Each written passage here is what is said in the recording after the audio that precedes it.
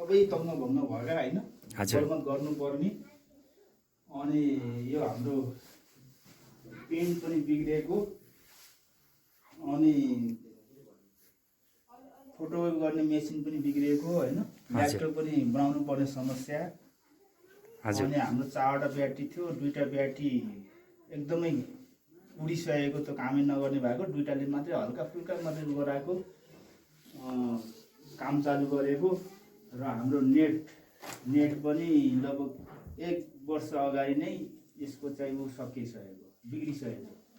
ए wifi यो wifi ए हजुर। हजुर अनि त्यो भएको कारणले कहीँ त्यस्तो हाम्रो सहयोग गर्ने सङ्घ संस्था दात्री संस्थाहरूले हामीलाई सहयोग गरेको भइदिए हजुर यस विद्यालयलाई, बफरजनभित्र परेको विद्यालय हामी सबैसित आह्वान गर्दछौँ। हाम्रो यो दराज पनि अनि नभएको कागजपत्र राख्नको लागि बिग्रिसकेका सबै सामानहरू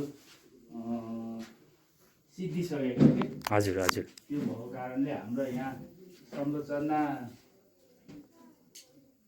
यो अफिस चलाउनलाई एकदम गाह्रो परिस्थिति भएको। सबै चिजहरू हामीले चाहिँ बाहिरैबाट अनि अर्कैबाट लिएर टाइप गर्नुपर्ने, अनि सबै समस्याहरू खतम भएको कारणले यसमा कुनै हाम्रो यस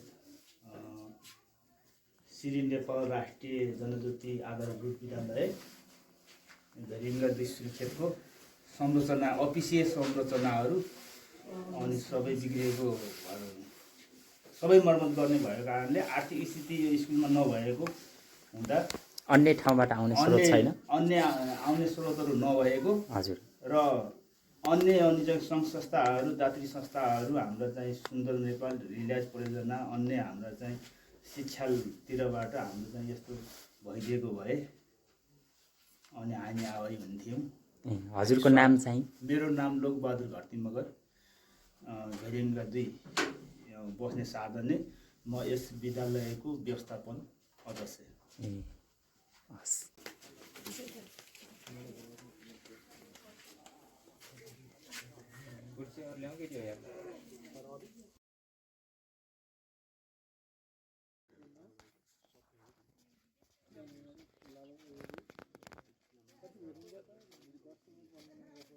कति कक्षा हो तपाईहरु?